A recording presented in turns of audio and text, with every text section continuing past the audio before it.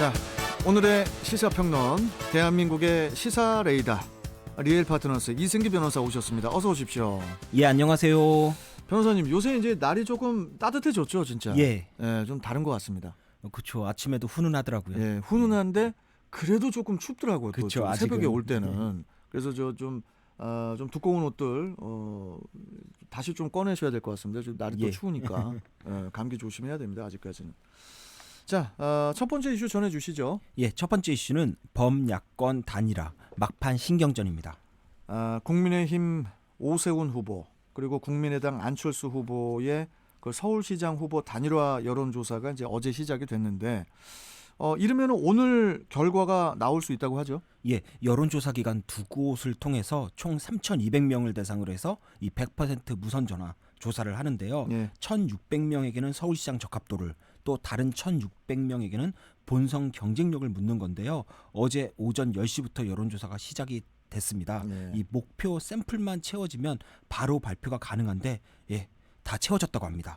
그래서 오늘 오전 9시 반에 단일화 결과를 발표할 예정이라고 합니다. 9시 반에요? 예.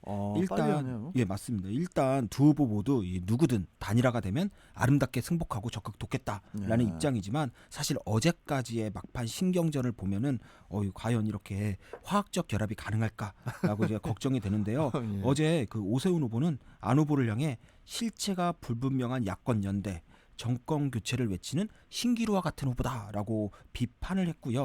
또 안철수 후보는 오 후보의 그 내곡동 셀프 보상 의혹에 대해서 만약 오 후보로 단일화가 되는 경우 이 새로운 사실이 더 밝혀지고 당시 이를 증언하는 사람이 나타나면 야권 후보가 사퇴한 상태에서 선거가 치러질 수도 있다라면서 오 후보의 아픈 곳을 정면으로 겨냥했습니다. 예. 그리고 어제 상황에서 또 안철수 후보의 또 발언이 또 논란이 됐는데요. 네. 이 박영순 후보가 일본 도쿄에 한 9억 원 정도 되는 아파트를 소유하고 있는데 이걸 가리켜서 도쿄에 아파트 가진 아줌마라고 이제 박 후보를 지칭을 한 겁니다.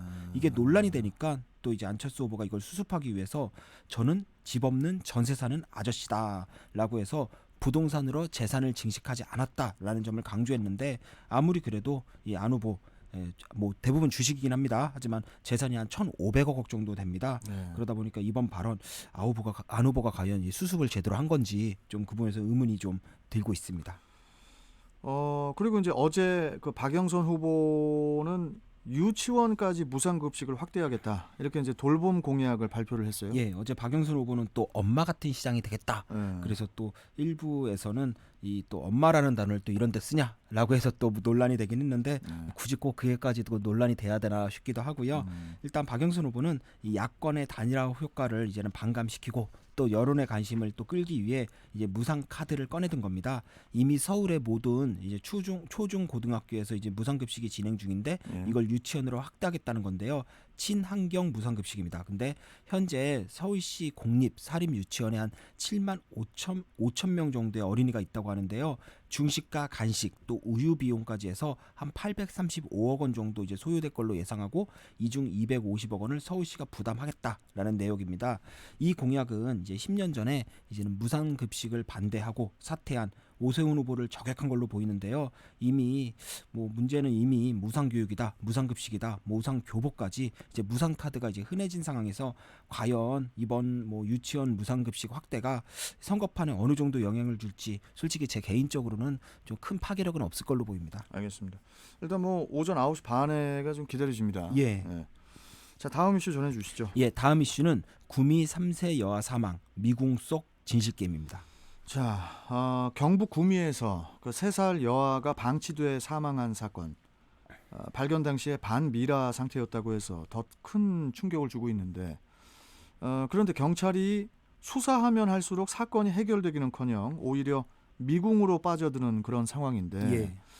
자, 먼저 이 사건 간단히 좀 정리 좀 부탁드리겠습니다. 이 사건이 한 몇 주 된 사건인데 제가 한번 정리를 해야 된다고 생각을 했는데 예. 이번에 정리를 한번 싹 해봤습니다. 예. 이 사건이 그 6개월 전 사망한 시신입니다. 근데 부패 정도가 너무 심해서 이 사망의 원인조차도 확인이 어려울 정도라고 하는데요. 그런데 이 이 시신 발견 당시만 하더라도 이 범인으로 아이의 엄마인 20대 김모 씨가 지목이 됐습니다. 네. 한마디로 자신의 딸을 방치해서 죽게 만들었다라고 해서 전 국민이 분노한 건데요. 예. 김 씨 역시도 자신의 범죄 사실을 인정을 했습니다. 예. 이 내용을 보면은 전 남편과의 사이에서 아이를 낳았는데 남편이 집을 나가 혼자 아이를 키워왔다는 겁니다. 그런데 최근에 한 남성과 재혼하면서 이 남성과 같이 살기 위해 집을 이사했는데 아이를 보면 자꾸 전 남편이 떠올라서 아이를 두고 혼자 갔다는 겁니다. 결국 김 씨는 살인 그리고 아동학대 혐의로 구속영장이 최종 발부가 됐습니다. 자, 그런데 이제 DNA 검사를 했는데 김 씨하고 그 숨진 여아가 친자 관계가 아니다. 이렇게 이제 결과가 나왔다는 거잖아요. 예, 그렇죠. 여기서 과연 그러면 아이의 엄마는 누구인가라는 그러니까요. 이제는 근본적인 의문이 나온 건데요. 그런데 확인해 보니까 최초 발견자이자 아이의 외할머니라고 주장했던 석 씨가 알고 보니 아이의 친모라는 게 밝혀진 겁니다. 네. 결국 그간 이제 친모인 줄 알았던 김 씨와 숨진 아이가 자매였던 거죠. 예. 그런데 여기서 또 한 가지 또 황당한 일이 벌어졌는데요. 이 석 씨가 자신은 죽은 아이를 낳은 적이 없고 아이는 딸 김 씨가 낳은 손녀다라고 하면서 이 DNA 검사 결과 자체를 부정해 버린 겁니다. 자, 그런데 DNA 검사 결과가 잘못될 수도 있습니까? 그렇지 않죠? 이 예. 법원에서도 이제 친자 관계 확인을 위해서 DNA 검사를 이용하잖아요. 예, 사실상 오차는 없고요. 99.999% 정확하다라고 보면 됩니다. 그럼 뭐 거의 100%인데. 예, 그렇다 보니까 이 경찰도 석 씨가 내연남과의 부적절한 관계를 통해 아이를 출산한 사실을 숨기기 위해 이제는 친딸인 아이를 자신의 외손녀로 둔갑시킨 거 아니냐라고 해서 이제 수사를 확대했는데요. 그런데 석 씨의 남편은 물론 내연남 2명 그리고 심지어 석 씨와 연락을 주고받았던 남성 100명을 대상으로 한 이 DNA 검사 결과에서도 아이와 이 아이의 친부는 밝혀지지가 않은 겁니다.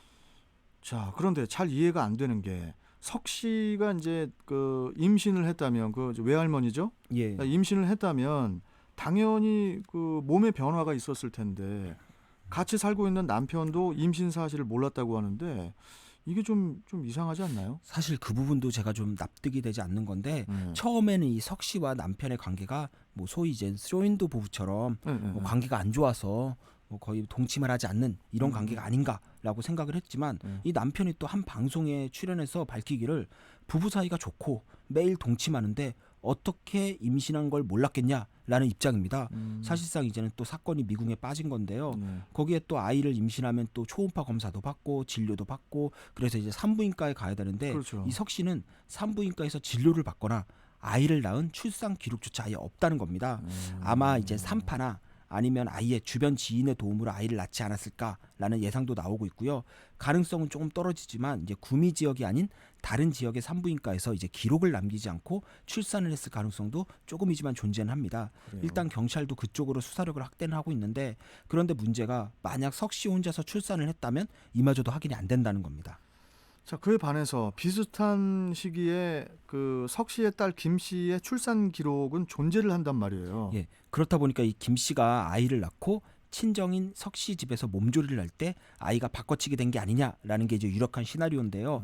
일단 석 씨에 대한 구속영장도 신생아 바꿔치기 그러니까 미성년자 약취 혐의로 영장이 발부는 됐습니다. 그런데 이제 최근에 또 새로운 사실이 하나 밝혀졌는데요. 당초 언론을 통해 알려진 바에 따르면 이 석 씨가 그 이사한 딸이 살던 위층 집주인이 좀 짐을 치워달라라고 해서 청소를 하러 들렀다가 숨진 아이의 시신을 발견했다라는 꼭 이제 언론에 보도가 됐는데 그렇게 진술을 했다고 했잖아요. 알고 보니 그게 아니라는 겁니다. 그래요? 실제로는 석 씨가 아이의 시신을 발견한 시점이 그때가 아니라 하루 전이었다고 합니다. 그래서 아이의 시신을 유기하려고 했는데 여의치 않아서 다음 날이 돼서야 이제 남편에게 이 사실을 말했고 남편이 아무것도 모른 채 이제 경찰에 이를 신고했다라는 겁니다. 자, 그리고 그 김 씨도 그 숨진 아이가 실제로는 동생인데, 예? 지금껏 딸로 알고 키워왔다는 건데 그것도 좀 이해가 잘 안 되는데 친모 석 씨와 딸 김 씨가 공범일 가능성은 없을까요, 혹시? 사실 이제 공범 가능성은 좀 낮아 보이는 게 무엇보다 지금 김 씨가 실제로 낳았다는 딸의 행방을 알 수가 없습니다. 그런데 일단 김 씨 입장에서 보면 자신이 낳은 이 친딸의 행방을 감추고 엄마인 석 씨가 낳은 딸을 자기 딸로 해서 키운다는 걸 받아들일 수 있나? 그러니까. 일반적으로 쉽지 않고요. 또 석 씨가 최초 신고를 할 때도 딸인 김 씨를 사실상 범죄자로 지목한 거랑 같습니다.